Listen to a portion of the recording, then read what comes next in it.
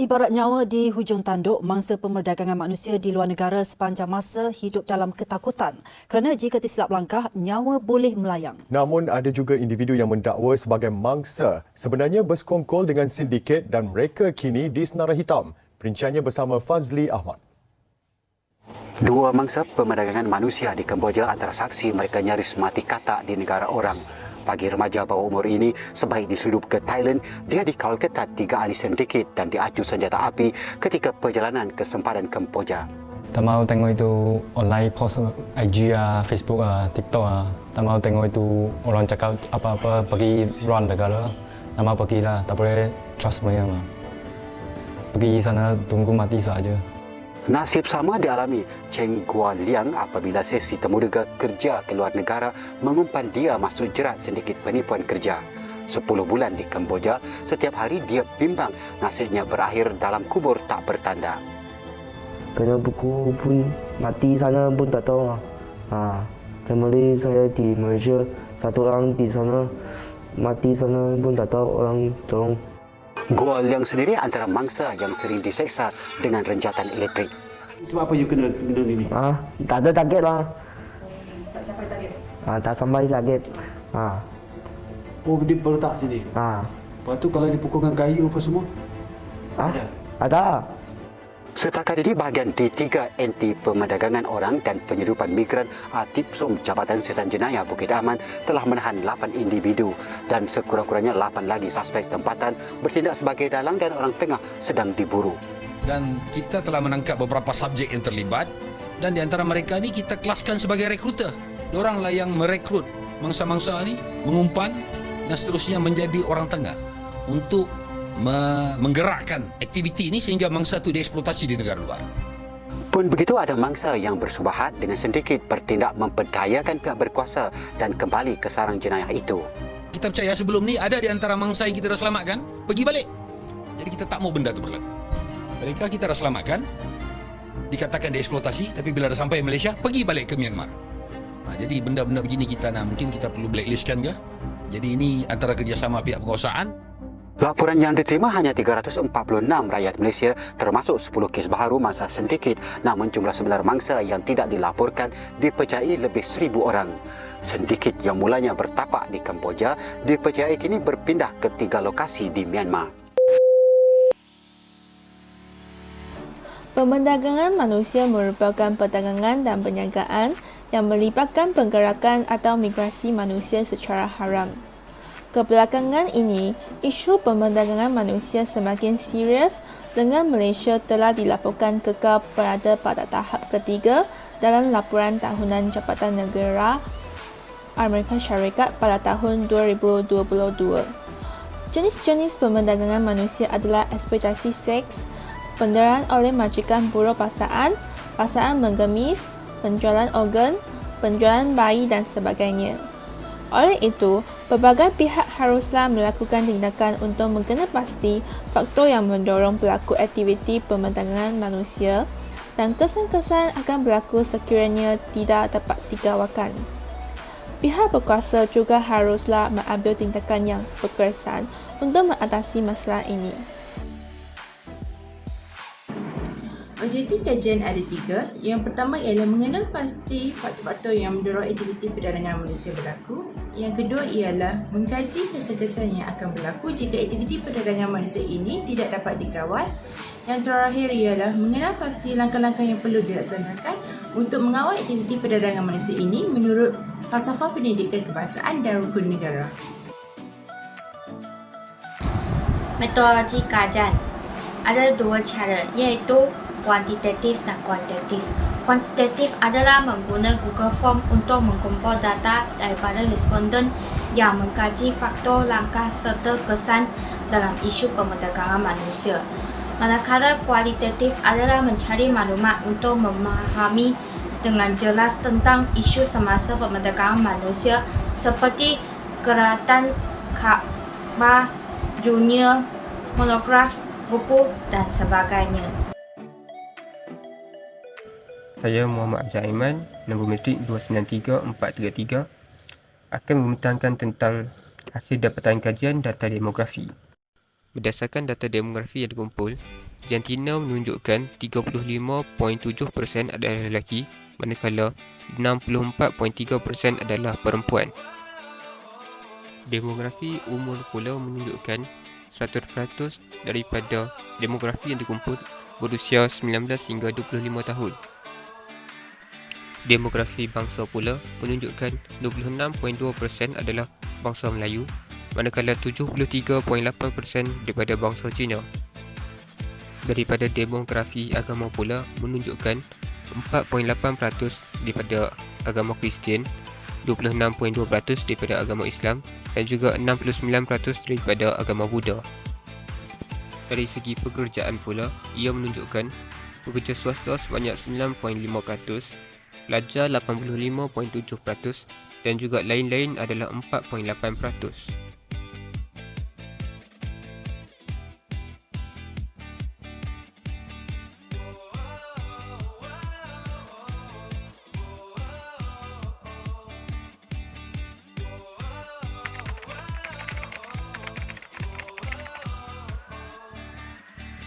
Faktor yang mendorong aktiviti perdagangan manusia berlaku yang pertama ialah kedudukan geografi menjadi faktor jenayah perdagangan manusia.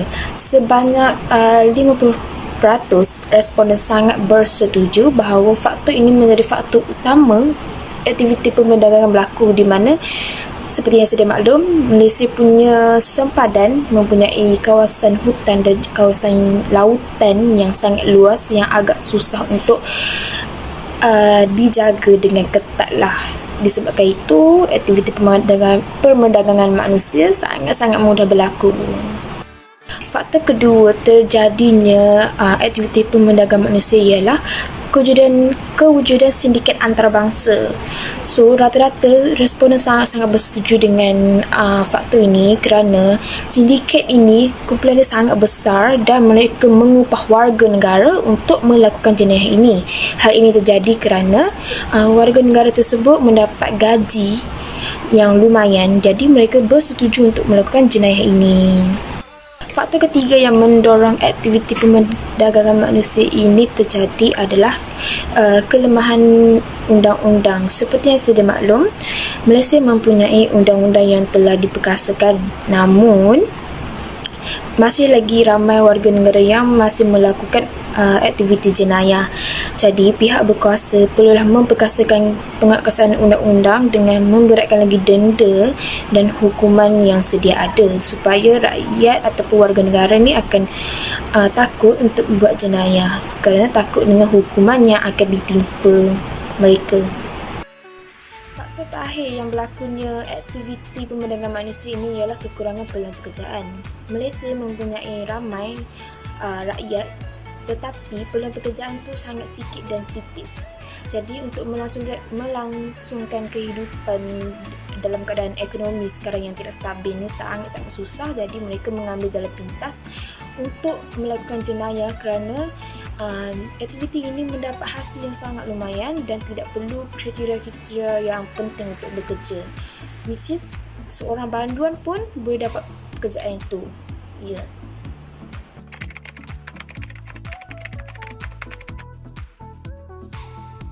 Kesan-kesan yang akan berlaku jika aktiviti perdagangan manusia tidak dapat dikawal. Yang pertama, kesan negatif aktiviti perdagangan manusia adalah akan menyebabkan peningkatan kebimbangan masyarakat. Yang kedua, aktiviti perdagangan manusia menyebabkan berlakunya penularan penyakit berjangkit. Yang ketiga, bangsa akan menghadapi gangguan tekanan pasca trauma PTSD selepas mengalami isu tersebut. Yang keempat, jenayah ini akan menyebabkan peningkatan kehamilan remaja dan pengguguran di negara yang terlibat.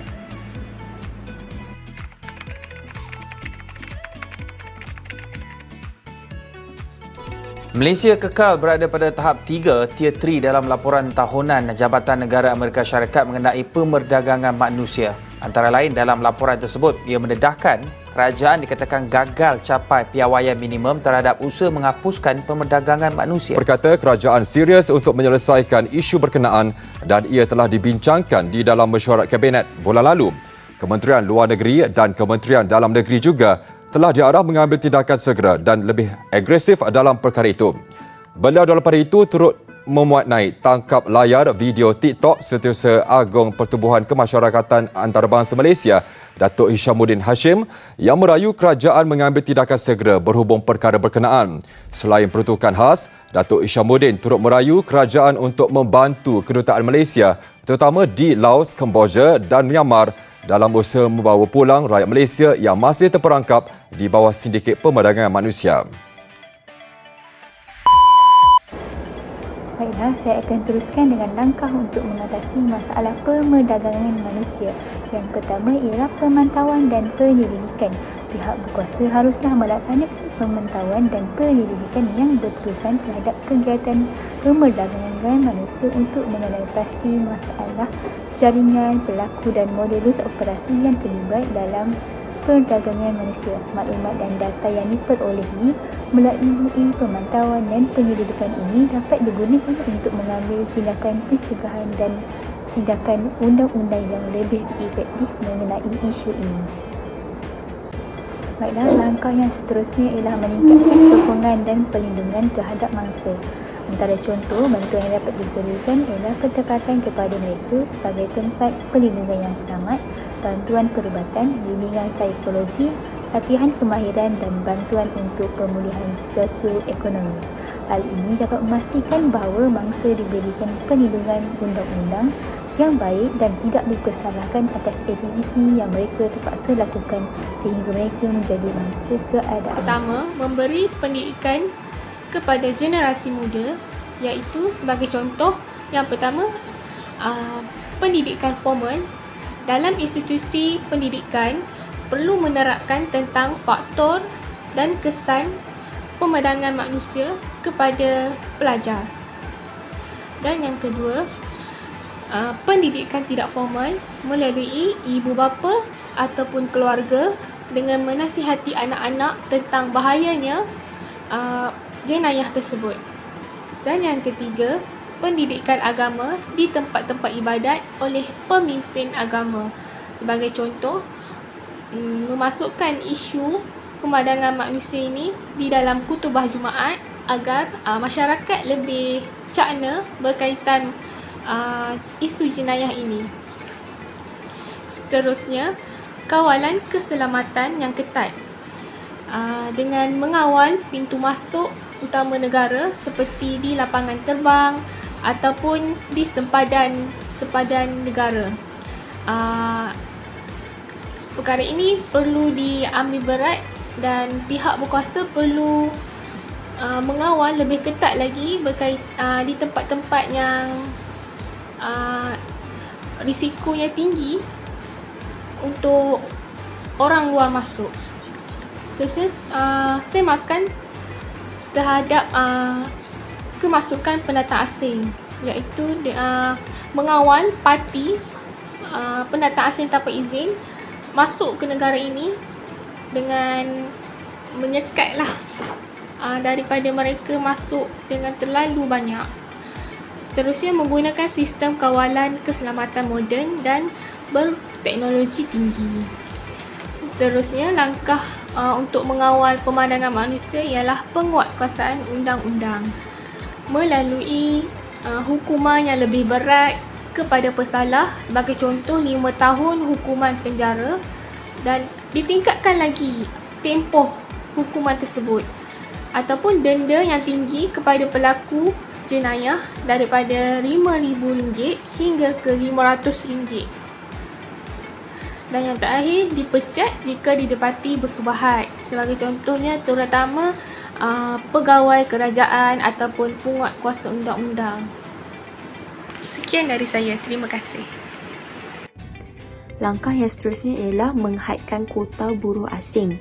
Caranya adalah dengan yang pertama, menetapkan jumlah buruh asing yang boleh diambil untuk bekerja bagi suatu majikan. Seterusnya, buat semakan terhadap buruh asing dalam suatu organisasi. Dan akhir sekali, kita menggunakan denda dan hukuman terhadap mana-mana majikan yang ingkar. Langkah yang terakhir ialah koordinasi antara negara. Di mana sebarang permasalahan kita akan selesaikan melalui sebuah perundingan. Seterusnya adalah menjalankan rondaan secara berjadual dan intensif di antara negara kita iaitu Malaysia dengan mana-mana negara jiran.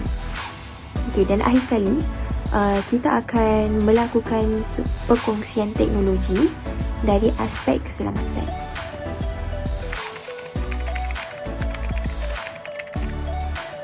Sekarang saya akan menjelaskan cadangan bagi mengatasi masalah pemandangan manusia. Kerjasama internasional adalah sangat diperlukan. Hal ini demikian kerana pemandangan manusia adalah masalah lintas batas sehingga memerlukan kerjasama internasional di antara negara-negara. Meningkatkan kesedaran, pendidikan dan kempen yang bertujuan untuk meningkatkan kesedaran tentang pemandangan manusia juga penting.